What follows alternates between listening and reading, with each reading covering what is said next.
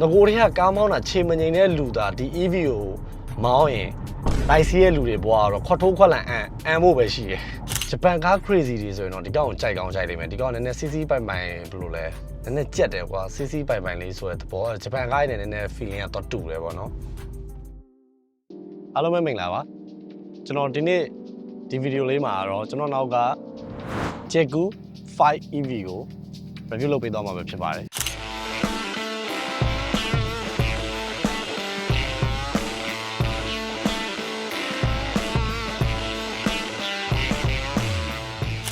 ဘာလို့ညဘက် review လုပ်ရလဲဆိုတော့ကျွန်တော်ရဲ့ဒီ channel မှာ night review ကို Limoda B10 အတွက်ပဲလုပ်ရသေးတယ်တခြားကမလုပ်ဘူးသေးဘူးပေါ့နော်ဒါတော့မှ POV driving style ပဲလုပ်ဘူးတယ်အဲအကြောင်းအခု POV driving style ကိုဒီ review fully review style ကိုညဘက်လုပ်ဖို့ရွေးချယ်လိုက်တာဖြစ်ပါတယ်ကျွန်တော်ဒီကားအကြောင်းလေးအသေးစိတ်ကိုမပြောခင် Jaguar ဆိုတာဘာလဲဆိုတာပြောချင်ပါတယ်ကျွန်တော်တို့ Jaguar ဆိုတာမြန်မာပြည်မှာတော့ဒီ brand ကိုရှင်းနေပြီးသားမရှိပေမဲ့ဒီ brand ရဲ့မိခင်ကုမ္ပဏီဖြစ်တဲ့ Cherry တော့ကျွန်တော်မြန်မာပြည်မှာအားလုံးသိပြီးသားဖြစ်ပါတယ် Cherry ရဲ့အောက်မှာOmoda, Jaguar, Jettor, Aiga ဆိုတဲ့စတဲ့ brand မျိုးစုံရှိပါတယ်ကျွန်တော်မြန်မာပြည်မှာတွေ့ရများတာတော့ Jettor နဲ့ Cherry ဖြစ်ပါတယ်ဆိုတော့ဒီ Jaguar ကိုတော့ကျွန်တော်တို့အိန္ဒိယထိုင်းနိုင်ငံမှာတော့တော်တော်နာမည်ကြီးနေတဲ့ brand လေးတစ်ခုပဲဖြစ်ပါတယ်ဒီ Jaguar 5 EV ဘာလို့နာမည်ကြီးနေလဲဆိုတော့သူ့ရဲ့ရုပ်ထွက်ကြောင့်ဖြစ်ပါတယ်သူကဘာနဲ့တူလဲဆိုတော့ကျွန်တော်တို့အခုမြန်မာပြည်မှာလူကြိုက်အများဆုံးဖြစ်တဲ့ Range Rover နဲ့တော့တူနေရပါ Range Rover Villa ကို Evoque နဲ့ရောထားသလိုပုံစံလေးဖြစ်နေတာပေါ့နော်ပြီးတော့အဲ့လို luxury ရုပ်ပေါက်နေလို့လဲ तू က luxury price ဖြစ်မနေဘူးသူ့ရဲ့ဈေးနှုန်းကဒီဘက်မှာဆိုရင်6သိန်း4,000ပဲရှိရယ်ဘာနဲ့တူလဲဆိုတော့ကျွန်တော်နိုင်မှာဆိုရင် Omega နဲ့ Swapwatch နဲ့ပေါင်းထုတ်ထားတဲ့နိုင်လိုပဲ look ကလုံးဝ premium ဒါပေမဲ့ဈေးနှုန်းကကြတော့ premium price ဖြစ်မနေဘူးဒါဆိုရင်ကျွန်တော်တို့ Jaguar 5 EV ကြောင်းလေးကိုစပြောလိုက်အောင်အခုအားလုံးတွေ့နေတဲ့အတိုင်းပဲဒီရှေ့မျက်နှာစာဒီရုပ်ထွက်ကြီးကလုံးဝ Range Rover နဲ့အတူဆုံးရုပ်ထွက်ကြီးဖြစ်ပါတယ်တူတယ်ဆိုပေမဲ့လည်းချွတ်ဆွတ်တော့မဟုတ်ဘူးပေါ့နော် Cherry အောက်ကပဲဆိုတော့ Range Rover look ထွက်နေဒီမှာ LED daytime running light ကိုနှစ်ကြောင်းပေးထားတယ်သူ့ရဲ့ signal ပြတဲ့မီးကအလဲမှာဇုံမီးရော signal ရောအလဲမှာပေးထားတယ်ဒီဟာလေးတွေက speaker ပေါက်ထင်တယ်သူကအထဲမှာကျွန်တော် PF function အကြောင်းပြောပြမယ်သူက karaoke function ပါတယ်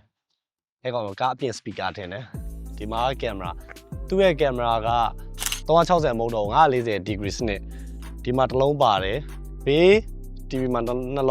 လုံးစီပါတယ်အနောက်မှာတစ်လုံးပါတယ်ပြီးတော့ဒီကား site ကဘာနဲ့တော့တူလဲဆိုတော့ကျွန်တော်တို့ Limoda B10 site နဲ့တော့တူတယ်ဒါပေမဲ့ B10 ထက်နည်းနည်းလေးကျင်းတယ်ဒါပေမဲ့ B10 ထက်နည်းနည်းလေးသေးတယ်သူကနည်းနည်းလေးသေးပေမဲ့ तू က Range Rover site လောက်ထားတဲ့အတွက် तू က boxy ကားကလုံးဝ boxy design ဖြစ်တယ်ကျွန်တော်တို့ B10 ကျတော့လုံးဝလုံးလေးပေါ့နော်ကျွန်တော်အနေနဲ့ကတော့ကျွန်တော် B10 ရဲ့အရှိဒီမျက်နှာပြင်ရုပ်ထွက်ကိုပို့သဘောကျရပေါ့နော်ဘာလို့လဲဆိုတော့ပိုပြီး modern ဖြစ်တယ်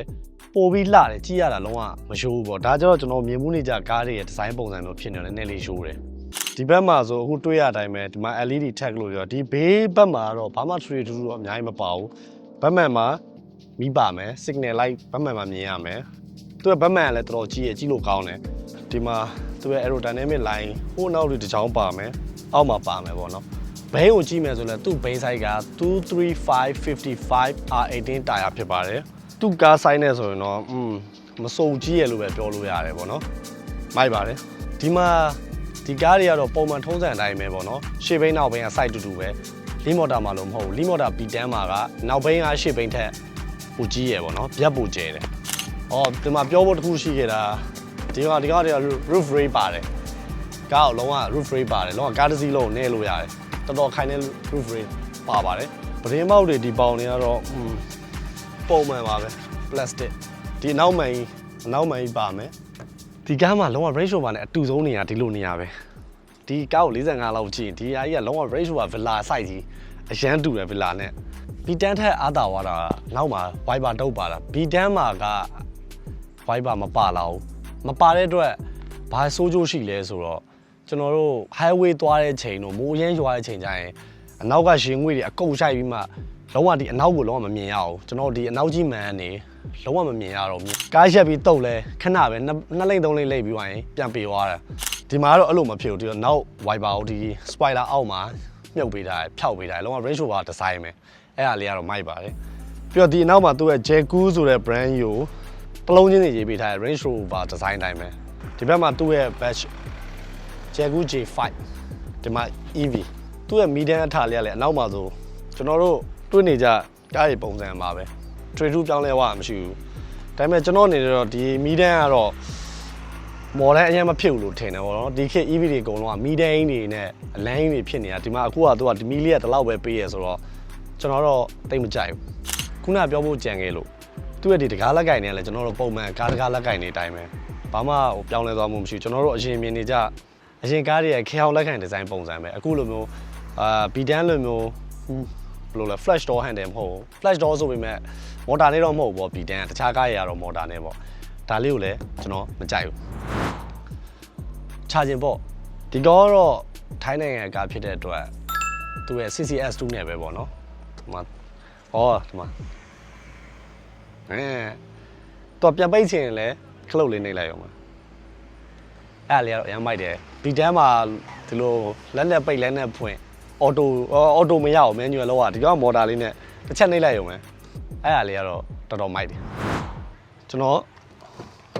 ကားရှေ့ပုံးလေးကိုပြသူ့မှာမိုက်တာကဒီအရှိကမ်းမှာကာကိုထည့်လို့ရတယ်ကာကို space လေးပါတယ်ပေါ့နော်ဒီမှာဆိုအာသွင်းကြိုးပါညာလွဲတေးသေးလေးဒွင်းလေးထည့်လို့ရတယ်ပေါ့အနက်မထွက်တော့ပြီးတော့ဒီမှာ wiper ကြီးဟိုဘက်မှာကဘာညာပေါ့သူတို့ကူလန့်ရှည်တွေပါရှိမယ်ပြီးတော့နောက်တစ်ခုကြိုက်တာကဒီမှာ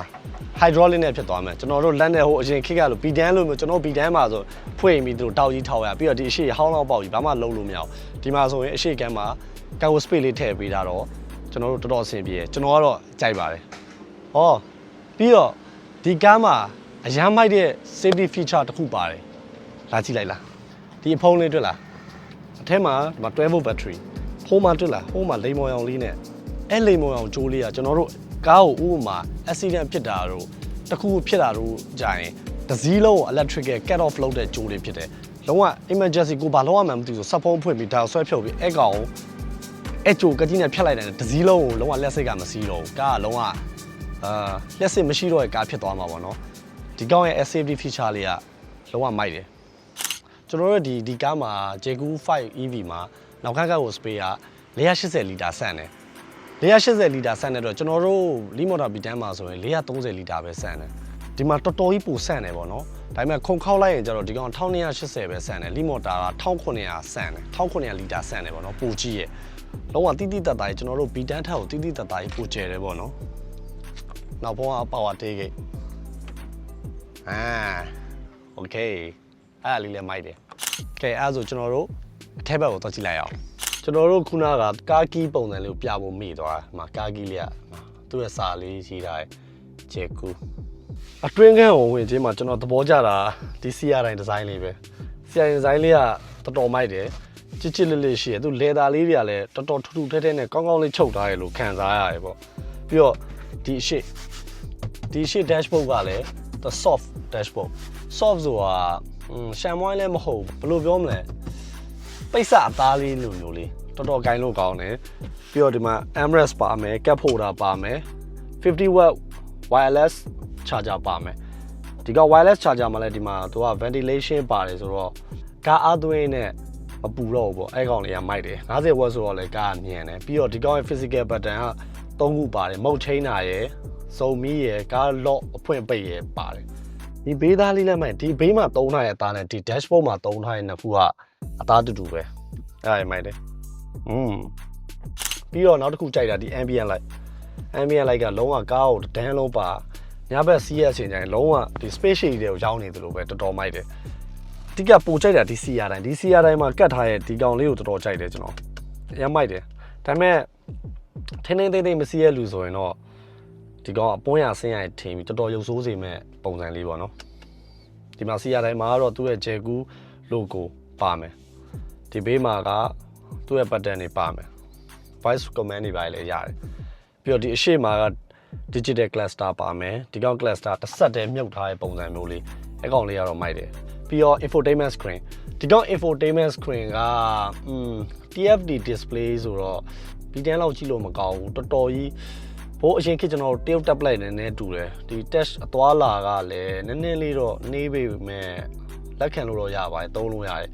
သူရဲ့ဒီ display ကိုသူတို့က portrait display ဆိုပြီးမှနာမည်ပေးထားရပေါ့နော် downlight ဖြစ်နေလို့site က 73.2 လက်မကျဲတဲ့ display ဖြစ်တယ်ကျွန်တော်တို့ဒီကား setting တွေအကုန်လုံးကိုဒီ display ထဲမှာပဲအကုန်ထည့်ထားရပေါ့နော်အကုန်လုံးဒီမှာအကုန်လုံး vehicle setting driver setting ambient light အဲကောင်တွေအကုန်လုံးဒီမှာပြောင်းလို့ရပါတယ် ambient light ကဒီမှာအခုဆိုအနီးဝါပြောင်းလိုက်မှာ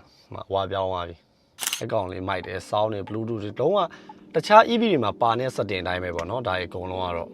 ဘာမှထွေထူးတော့မရှိဘူးကားရဲ့ leather ခုံသူ့ရဲ့ leather pet friendly leather ဆိုတော့ဒီလုံးဝတရိတ်ဆန်လေးတွေလည်းတီလေးတွေပေါ့တီလေးတွေလည်း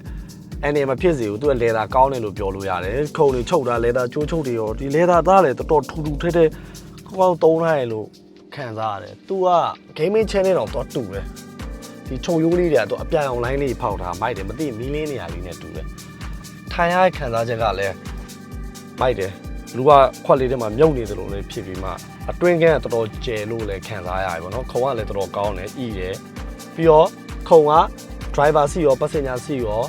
အပူအေးနှစ်ခုလုံးရတယ်ပေါ့နော်ပြီးတော့ခုံနှစ်ခုလုံးက motor adjustment ဖြစ်ပါတယ် motor နဲ့ပဲအကုန်လုံး adjustment လုပ်လို့ရတယ်ပေါ့နော် motor ခုံနေဖြစ်တယ်သူ့ရဲ့ panoramic sunroof ကလည်းဟိုးအနောက်ထိရှိရယ်ပြီးတော့ဒီ sunshade လည်းပါတယ် sunshade က B10 ထက်နည်းနည်းပိုထူတယ်ပေါ့နော်ဒီ panoramic sunroof ရဲ့အကျယ်ဘာညာတော့တူတူလောက်ပဲသွားတယ်ကားပုံစံပြီးတော့သူ့ရဲ့ဒီ blind spot တွေကားရဲ့မြင်ကွင်းအကြောင်းပြောမယ်ဆိုဒီ blind spot တွေကမကနေဘူးကားကိုတော်တော်ကြည့်လို့ကောင်းတယ်ပေါ့နော်နောက်ခုံမှာဆိုလဲ3ယောက်အသားလေးထိုင်စီလို့ရတယ်ခြေတော့ left roll တွေလည်းကျယ်တယ်အကုန်လုံးအဆင်ပြေရနောက်ခုံအတွက်လဲနောက်ခုံမှာ aircon ပေါက်ပါတယ် head room left room အကုန်လုံးကျယ်တယ်လုံးဝ AC EV တွေရဲ့သဘောတရားအတိုင်းကျမ်းပြန်လည်းလုံးဝ flat အနောက်ခန်းမှာ AC ကြကြဝန်းထိုင်လို့ရတယ်ကဲဒါဆိုကျွန်တော်တို့ test drive လုပ်လိုက်ကြရအောင်သူ့ရဲ့ camera 360ကလည်းတော်တော်ကြည်ရယ်နော်တော်တော်ကြည်ရယ်ပုံမြင်ရတယ်တော့ camera 360ကလည်း range rover နဲ့တော်တော်ဆင်တယ်ဒီကားရဲ့ battery capacity က 58.9 kW သူကဒီမှာထိုင်းမှာဆင်တဲ့ဟာ 50.2 နဲ့လည်းလာရဲလို့ပြောရဲပေါ့နော်ဒါပေမဲ့အခုဒီကောင်က 58.9 kW ပြီးတော့သူ့ရဲ့ motor kW က 155 kW ကျွန်တော် B10 က160 kW ပေါ့နော်အခုမောင်းရတဲ့ feeling ကျွန်တော်အခုဒါသူ့မှာမောက်က3ခုပါတယ် eco normal sport 3မျိုးပါတယ်အခုကျွန်တော်အခုမောင်းနေရတော့ normal နဲ့မောင်းနေရပါသူက forward wheel drive ဒီရှေ့ဆွဲပေါ့နော်ကားကိုရှေ့ကနေမောင်းတာဖြစ်ပါတယ်ကျွန်တော် B10 ဆိုရင်နောက်ကမောင်းတာအဲ့အတွက်နည်းနည်းလေးတော့ရှေ့ဆွဲမလို့လားမသိဘူးကားနည်းနည်းလေးစီယာတန်းကလည်း၄ရလို့ခံစားရတယ် B10 လောက်ပေါ့ပါမလို့ B10 ဆိုရင်လုံးဝသူ့ရဲ့ feeling ကကားတေးသေးလေးမောင်းနေရတယ်ဆို feeling ပဲ B10 ကဒီကောင်းထက်တောင်စိုက်ကြီးသေးတယ်ဒါပေမဲ့ဒီကားမောင်းတဲ့အချိန်မှာ steering wheel ရဲ့ response ကလည်းအရင်ဒီကောင်းထက်ပိုကောင်းတယ်ဒီကောင်ကလည်းဒါပေမဲ့ဒီကောင်ကဂျပန်ကား crazy တွေဆိုရင်တော့ဒီကောင်ကိုကြိုက်ကောင်းကြိုက်နေမယ်ဒီကောင်ကလည်းနည်းနည်း CC ပိုင်ပိုင်ဘယ်လိုလဲနည်းနည်းကြက်တယ်ကွာ CC ပိုင်ပိုင်လေးဆိုတဲ့သဘောဂျပန်ကားနဲ့နည်းနည်း feeling ကတော့တူတယ်ပေါ့နော်ပြီးတော့နောက်ပြောစရာရှိတာက throttle response တွေ brake response တွေကလည်းထိုင်းရကားတွေမဟုတ်လို့လားတော့မသိဘူးကျွန်တော်တို့မြန်မာပြည်နဲ့တိတ်မတူဘူးကျွန်တော်အခုခံစားဒါမှမဟုတ် rental လုပ်တဲ့ကားတွေဖြစ်နေလို့လားတော့မသိဘူးပေါ့နော်ဘာကွာလဲဆိုတော့အရန်စောင့်ထွက်တာbreak ဆိုလဲသူကနည်းနည်းထိရတယ်ဖတ်ဆိုစောင်းစောင်းအုပ်တာအဲ့ကောင်ကွာခြားချက်ရှိရယ်ကျွန်တော်ရန်ကုန်ကားတွေဆိုရင် soft ဖြစ်တယ်ထွက်ရင်လဲ AC လေး slow mo လေးနဲ့ထွက်တယ်break အုပ်ရင်လဲညံ့ညံ့ညော်လေးအုပ်တယ်ပေါ့နော်ဒီကကားတွေကမဟုတ်ကျွန်တော်ဒီ EV မှမဟုတ်ကျွန်တော် C ကားမနေ့ကကျွန်တော် Honda City UC တော့လဲအဲ့လိုပဲဘလော့တော့မရိုက်လိုက်ရအောင်သူတို့ရဲ့ဒီ throttle နဲ့ brake နဲ့နှစ်ခုလုံးလှုပ်ထားတဲ့ပုံစံတူတူပဲစောင်းထွက်တယ်စောင်းအုပ်တယ်ခေါင်းမူတက်တဲ့လူဆိုရင်တော့တော်တော်မူးမှာကျွန်တော်အခု highway ပေါ်ရောက်နေပြီနည်းနည်းလေးအချိန်တည်းပြီးမောင်းကြည့်ပဲပေါ့နော်အခုဆိုကျွန်တော် normal မောင်းပဲ60 90နဲ့မောင်းနေရသူရှေ့ဆွဲမို့လို့ကားကိုကျွန်တော်တို့ဒီ CRI ကင်နာနဲ့ကိုဖိတိုင်းမှာရှေ့ကနေပဲဟိုကွစ်ဒီကွစ်ဆို feeling ရရပေါ့နော်ကျွန်တော်တော့ B10 ကိုနည်းနည်းပိုကြိုက်တယ် powerful ပိုဖြစ်တယ်လို့ခံစားရတယ် power အပြည့်ကျွန်တော်ကိုရောက်တယ်ကျွန်တော်ရဲ့ဘယ်လိုပြောမလဲစိတ်သွားတိုင်းကိုယ်ပိုင်ဆို feeling ကိုဒီကားထက်ဆိုင် B10 မှာနည်းနည်းပိုရရပေါ့ပြီးတော့ဒီကောက်ဒီ blind spot တွေတော်တော်မိုက်တယ်လုံးဝမကွယ်နေဘူးအကုန်မြင်ရတယ်ဗတ်မှန်ဆိုရင်လည်းအကြီးပဲပြီးတော့ blind spot monitoring system ပါတယ်ဒီကောင်ခုမောင်းလာခဲ့တာတောက်လျှောက်ကကျွန်တော် normal နဲ့မောင်းနေတာ normal နဲ့တော့မှ तू က feeling ကeco feeling မျိုးလောက်ပဲဖြစ်နေတာအခုကျွန်တော် sport mode ပြောင်းလိုက်ပြီပြီးတော့ဒီကောင် auto hold ပါတယ်ကျွန်တော်တို့မီပွိုင်းတွေပိုင်းမှာအခုလိုရက်ထားတဲ့အချိန်ဆို AC ပဲခြေထောက်လွတ်ထားအညောင်းပြေပီတန်းလိုပဲကျွန်တော်ဘာလို့ပီတန်းကိုပို့ပြီးရှင်းပြီးပြောနေလဲဆိုတော့ကျွန်တော်တို့ပီတန်းအခုမြန်မာပြည်မှာရန်ခစ်စားနေတယ်ဈေးကလည်းပြောမယ်ဆိုအသက်သာဆုံးပဲအဲ့အတွက်ကြောင့်ပီတန်းနဲ့ရှင်ပြောနေရပါတော့ကျွန်တော်ပြီးတော့ daily drive ကလည်းပီတန်းနဲ့အများဆုံးလုပ်ဖြစ်တာဆိုတော့ပို့တိသွားအောင်လို့ပြောပြနေရဖြစ်ပါတယ်ပီတန်းကတကယ်မိုက်တယ်ကျွန်တော်စီးနေတဲ့ကားမလို့ပြောရမှာမဟုတ်ဘူးအခုဒီကောင်နဲ့စီးကြည့်လိုက်တဲ့အချိန်မှာဒီကောင်လည်းမိုက်ပါတယ်ဒါပေမဲ့ကျွန်တော်ရဲ့ feeling ကဟိုဘက်ကိုနည်းနည်းပိုသားရအခု sport နဲ့မောင်းနေတော့ကားနည်းနည်းပိုတွက်လာတယ်ပိုလဲမိုက်တယ်နင်းကြည့်လိုက်မယ် wow sport နဲ့ဆိုရင်တော့ तू ကတော်တော်ကြီးတော့မိုက်သွားတယ် sport နဲ့ထွက်တာဒီ highway မှာ highway ဆိုရင်တော့ sport နဲ့မောင်းတာတော်တော်ကြီးအဆင်ပြေတယ် EV တွေထုံးစံတိုင်းပဲ sport ကတော့ shit ထွက်တယ်စောင်းပြီးထွက်တာဒီကောင်ကသူ့ရဲ့ power တွေကို sport mode online တော့မှရတယ်ပေါ့နော် regenerative braking ဒီကောင်ကအရန်ကောင်းမှုတယ်ကျွန်တော် B10 မှာ regenerative braking ကို weak medium strong ထားတယ်ဒီကောင်ကျတော့ low medium high ဒါပေမဲ့ဒီကောင်ရဲ့ regenerative ကတော်တော်ကြီးအလုံးလုံးတာကျွန်တော် low မှာထားရတော့မှဒီပါလွတ်လိုက်ရင်ဆွဲသွားတာကျွန်တော်တို့ငကိုတွေကကားမောင်းတာခြေမငိန်တဲ့လူတာဒီ EV ကိုမောင်းရင်လိုက်စီးရဲ့လူတွေဘွားတော့ခွတ်ထိုးခွက်လန်အမ်းဖို့ပဲရှိတယ်တော်တော်ကြီးမူးတယ်ကျွန်တော်တော့မှကိုယ့်ဘာကိုမောင်းရင်းနဲ့နည်းနည်းမူးတယ်ပေါ့နော် B10 ကျတော့အရန်မိုက်တယ် ဝီနဲ့ medium ထားသွေးမမူခြေထောက်ကိုကောင်းကောင်းလေးငြိမ်ငြိမ်လေးလွတ်ပေးလိုက်ရင်သူကတော်တော်လေးမတိမတာလေးပြပြလေး break ကိုအုပ်သွားရပေါ့ regenerative ဖြစ်လို့ဖြစ်မှန်းတော့မသိ strong ထားမှသာ regenerative ကတည်ရဒါပေမဲ့ B10 ရဲ့ regenerative ကဒီကောင်းရဲ့ medium ဒါမှမဟုတ် low အလောက်ပဲရှိတယ်ဒီကောင်း regenerative အရန်ဖြစ်လွန်းတယ်ကားမူးတယ်ဆိုတာအဲ့ဟာကြောင့်စိုက်မယ်ငကိုတွေကခြေထောက်ကလည်းမငြိမ်ဘူးသူ့ရဲ့ဒီ regen ကလည်းကျန်းတယ်ဆိုတော့ကျွန်တော် highway ပေါ်တက်လိုက်အောင်သူ့ရဲ့ suspension အကြောင်းလည်းပြောမှဆိုသူကလည်းအနောက်ကို5 multi link independent suspension သုံးတယ်အရှိကိုမဖာဆန်သုံးထားရလို့ပြောတယ် suspension ချင်းကတော့ B10 နဲ့တူတူပဲဆိုပေမဲ့သူတို့ကျွန်းနေလောက်ထားတဲ့ပုံစံမတူ B10 ကိုကြတော့ Stellantic ကနေပါဝင်ပတ်သက်ပြီးကျွန်းနေထဲမှာပါဝင်ပတ်သက်ပြီးလှုပ်ပေးထားရလို့ပြောတယ်ဒါကတော့သူတို့ရဲ့ကိုပိုင် cherry ရဲ့ကျွန်းနေပဲထင်တယ်ကျွန်တော်စိတ်ထင်တော့ဒီကောင်လေးညိတ်နေဒီကောင်ကခုံကနည်းနည်းလေးတော့ပုံညိတ်မယ်လို့ကျွန်တော်ခံစားရတယ် suspension ကတော့ B10 ကနည်းနည်းလေးပိုပြီး comfort ဖြစ်တယ်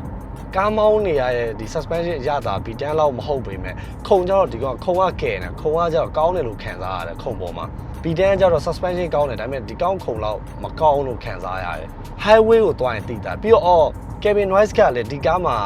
cabin noise အရမ်းများတယ်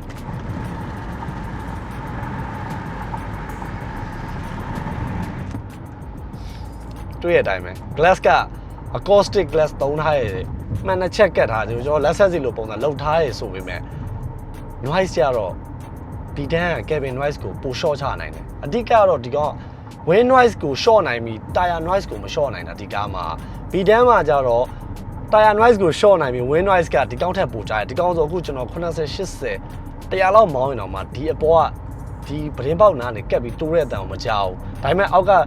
tire noise ကအတကုံကြားရတယ်ကျွန်တော်တလန်းလုံးရဲ့လာနဲ့တန်ဘလောက်ဆိုးလဲဆိုကက်တရပေါ်မှာမောင်းလိုက်ရင်တော့မှဒီအတန်ကြားနေရတယ်တကယ်ဆို EV တွေကကျွန်တော်ကက်တရလမ်းကောင်းရင်အတန်ပိုတိတ်တယ် B10 ဆိုရင်ကက်တရလမ်းပေါ်တက်လိုက်လုံးဝတိတ်သွားဒါပေမဲ့ဒီနားလေးတွေကလည်းလေတိုးတန်လေးနည်းနည်းကြားရတယ်90 100လောက်မောင်းရင်ဒီကောက်မှာလုံးဝလေတိုးတန် clear တော်တော်ကြီးညိမ့်တယ်ဒါပေမဲ့အောက်က tire noise ကတော်တော်ကြီးထတယ်အဲ့ကောင်တော်တော်ကြီးနားကြီးရယ်ပေါ့နော်ဒါပေမဲ့ EV တွေဆိုတဲ့အတိုင်းပဲစီကားထက်ရမ်းမိုက်တာတော့ပြောလို့လုံးဝပြောစရာမလိုဘူးလုံးဝ EV နေပြီးသွားရင်စီကားကိုကြိုက်ချင်မှကြိုက်တော့မှာအရန်စီးကြီးရဲ့